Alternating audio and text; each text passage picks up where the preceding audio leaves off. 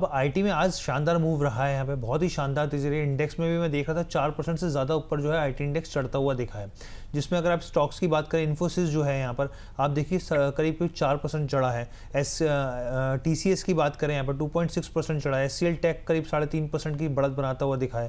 अगर आप विप्रो को भी देखें, क्योंकि एडीआर जो थे कल तक के एडीआर अगर आप विप्रो के देखें तो वो 15 से 16% की गिरावट दिखा था। आज फिर भी देखिए आप मतलब 3%, 2.5% की तेजी यहाँ पर साफ तौर पर देखने को मिल रही है। देखिए सबसे पहली वजह अपने दर्शकों को बता दें यहाँ पर, एक तो जो प्रदीप जी भी कह रहे थे यहाँ पर, क्योंकि यहाँ पे बहुत सारे जो लोग हैं कोशिश कर रहे हैं जिस तरह की गिरावट है कि भाई क्या एक अपॉर्चुनिटी रहेगी यहाँ पे प्राइसिंग पावर के तौर पर, खरीदारी के तौर पर लॉन्ग टर्म के हिसाब से वो खरीदारी का नंबर है। दूसरी चीज़ यहाँ पर एक चीज़ आप समझिए, क्योंकि कल क्या हुआ वहाँ पे अमेरिकी बाजारों में जो सेमीकंडक्टर जो चिप्स वाले स्टॉक्स थे उनमें ज़बरदस्त गिरावट आई। और ये गिरावट मैं अगर देख पा रहा हूँ तो यहाँ पे सेमीकंडक्टर जो इंडेक्स था अमेरिका का वो 6.3% जो है वो टूट गया है यहाँ पर। तो बहुत सारे स्टॉक्स जो है वो गिरे। और फिर हम लोग जानते हैं सैमसंग और एसके हाइनिक्स जैसे स्टॉक है उनमें भी भारी गिरावट आई। तो वो जो असर है एक रिफ्लेक्शन के तौर पर, क्योंकि हमारे जो स्टॉक्स हैं वो थोड़ा दूर हैं एआई स्टॉक से, तमाम तरह की चीज़ों से, तो वो एक पॉजिटिव जो है स्थितियाँ बनती हुई दिखी। अब मैं आपसे ये समझना चाह रहा हूँ यहाँ पे, एक पहली चीज़ ये कि सर आपका व्यू क्या है यहाँ पे, क्या इतनी गिरावट बार बार आती है? बोला था कि अब तो बॉटम बन गया लेकिन फिर गिरावट आ जाती है। आप इसको किस तरीके से देख रहे हैं आईटी स्टॉक्स को लेकर यहाँ पर? दूसरी चीज़ मैं एक आंकड़े भी रखना चाहता हूँ यहाँ पे स्क्रीन के ऊपर, ताकि हमारे दर्शक जान सकें। कुछ आईसीआईसी सिक्योरिटीज़ की एक रिपोर्ट आई है यहाँ पर, और उन्होंने साफ तौर पे देखिए कुछ टारगेट जो है वो घटा दिए यहाँ पे। न्यू टारगेट जो हैं उसमें टीसीएस की बात करें, ओल्ड जहाँ पे 2800 था 1860 कर दिए हैं। 6% के अपसाइड्स जो है उनको लगता है वो और सीमित होते दिखेंगे। इसके अलावा एचसीएल टेक है, आप 12% की गिरावट देख रहे हैं, वो 910 के भाव पर आ गया। ये मान के चल रहे हैं कि इस तरह के टारगेट्स आएंगे। विप्रो 156 के भाव देख रहे हैं वो। टेक महिंद्रा की बात करें 210 के भाव देख रहे हैं सर। एलटीआई माइंडट्री की बात करें 3260 के भाव देख रहे हैं यहाँ पर वो, कि आने वाले दिनों में हो सकता है। हेक्सावेयर का जानकारी नहीं निकल के आया, लेकिन ये मान के चल रहे हैं कि आगे जो है वो बढ़ेगा। और लेटेंट व्यू के ऊपर भी उन्होंने 290 के टारगेट्स यहाँ पर रखे हैं यहाँ पे हिसाब से देखा जाए तो जो ओवरऑल टारगेट्स है वो घटाए हैं उन्होंने। टीसीएस को लेके उन्होंने कहा है कि भाई जो डॉलर रेवेन्यू है वो फ्लैट रहने का अनुमान है, और खासतौर पे एबिट मार्जिन जो है 150 बेसिस पॉइंट तक जो है वो गिरने की आशंका मान के चल रहे हैं। इन्फोसिस को लेके ऑर्गेनिक रेवेन्यू को लेकर पॉजिटिव है, लेकिन ओवरऑल अगर आप टोटल कॉन्ट्रैक्ट वैल्यू को देखें तो उसको लेकर बहुत ज़्यादा पॉजिटिव दिख नहीं रहे यहाँ पे। अगर एचसीएल टेक की बात करें तो कह रहे हैं कि खर्च जो है कंपनी जो है वो कटौती किया है, लेकिन फिर भी अभी जो एबिट मार्जिन है उसमें गिरावट देखने को मिल सकती है। अब आपका पर्सपेक्टिव क्या है आईटी पूरे पैक के ऊपर, और इनमें कौन से स्टॉक्स है जो आपको लगता है एक वैल्यू बाइंग की अपॉर्चुनिटी, क्योंकि 5 साल के लो के आसपास थे कल तक, आज ज़बरदस्त तेज़ी आई, तो वो रिफ्लेक्शन साफ तौर पर दिख रहा है। कारण भी बता दिए गए सर। जी देखिए, हमारा पर्सपेक्टिव ऐसा है कि यहाँ पे nobody can predict the top and bottom, so you have to understand two things. दुनिया में ऐसा कोई फंड मैनेजर एनालिस्ट आज तक हुआ नहीं जो टॉप एंड बॉटम को पकड़ सकता है। मैंने तो नहीं देखा आज तक। एंड सेकेंड थिंग, ये ऑनेस्ट आंसर है। सेकेंड थिंग, जब आईटी 43,000, जब IT 45,000 as a Nifty IT index था, क्या किसी ने बताया था कि ये 25,000 26,000 होने वाला है? मैंने दुनिया में किसी एनालिस्ट एडवाइजर को नहीं बोलते हुए सुना है। मैं बहुत अलग अलग वीडियोस में अलग अलग एनालिस्ट एडवाइजर को मैं आउट ऑफ द कंट्री भी मैं सुनते रहता हूँ, मैंने नहीं देखा। तो ये क्या है ना, ये एक एक्सीडेंट था। अब ये दो चीज अगर आप एक्सेप्ट करके चलते हो कि किसी को टॉप के बारे में पता नहीं होता, किसी को बॉटम के बारे में पता नहीं होता, जैसे कि हम लोग क्या कर रहे हैं, अब मैं तो मानता ही नहीं, हम लोगों ने क्या किया लास्ट 3 महीने 4 महीने में ना, कोई भी आईटी स्टॉक बाय नहीं कराया, क्योंकि गिरते हुए एक स्टॉक को कभी बाय नहीं किया जाता है।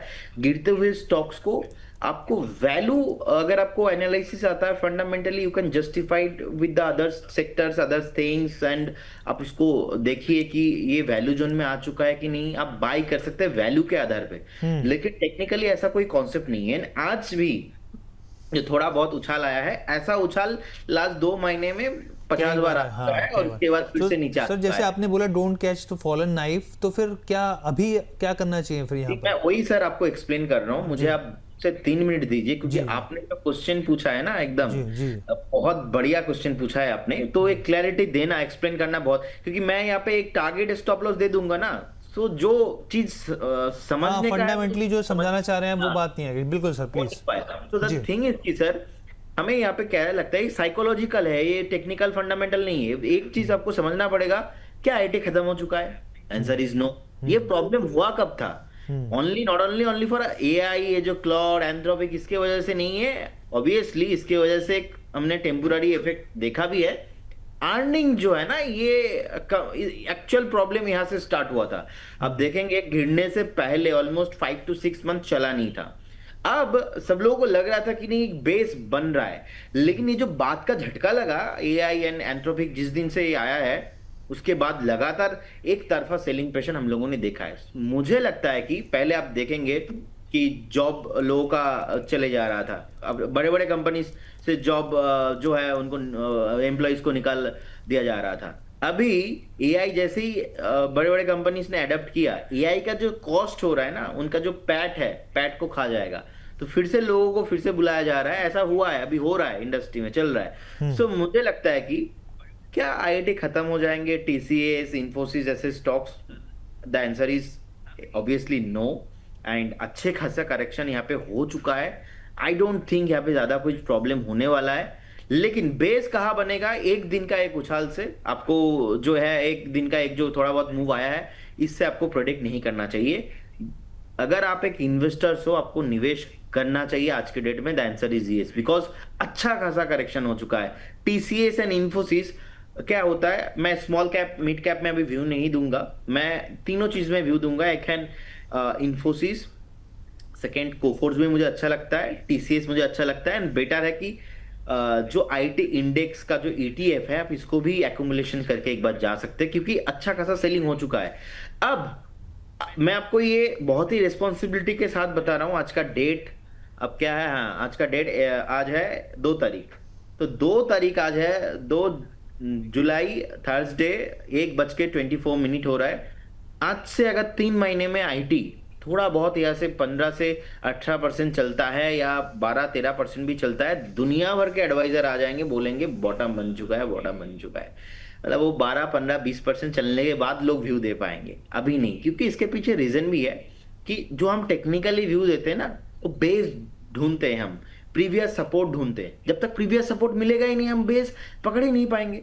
तो क्या होता है, एक होता है वैल्यू इन्वेस्टिंग, एक होता है टेक्निकली आप देख रहे हो, अदरवाइज साइकोलॉजी। साइकोलॉजी यही बोल रहा है कि अभी आईटी गिरने का जगह नहीं है, मैं तो नहीं देख पा रहा हूँ। और अगर रिजल्ट थोड़ा सा भी सपोर्टिव हो जाता है, नेक्स्ट आने वाला 1 से 2 क्वार्टर, अगर जो हमारे अर्निंग है इंप्रूवमेंट हो जाता है, तो मुझे लगता है कि कहीं ना कहीं यहाँ से पक्का एक बेस आपको कंफर्मेशन बेस बनते हुए दिखाई देंगे। सो ओवरऑल मुझे लगता है कि आपको टीसीएस इंफोसिस के साथ रहना चाहिए। निफ्टी आईटी बीज आप लेके जा सकते हैं, लेकिन आप यहाँ से मान के चलिए कि नहीं ये बॉटम बन चुका है, ये मैं इसके साथ एग्री नहीं करता। ठीक है सर, तो ये आपने क्लैरिटी दे दी सर यहाँ पर।